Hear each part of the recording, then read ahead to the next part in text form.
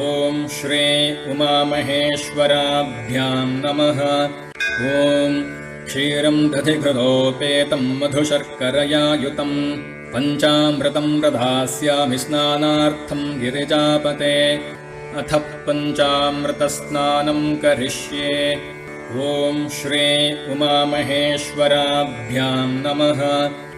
ॐ सौरभेयं महद्दिव्यं पवित्रं पुष्टिवर्धनम् स्नानायते मया दत्तं गृहेष्वसुरसत्तमा।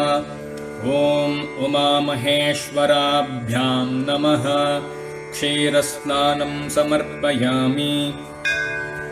ॐ महास्वादुसमायुक्तं प्रसिद्धं परमाद्भुतं स्नानायते मया दत्तं दधीदं गृह्यतां शिव। ॐ श्री उमामहेश्वराभ्यां नमः।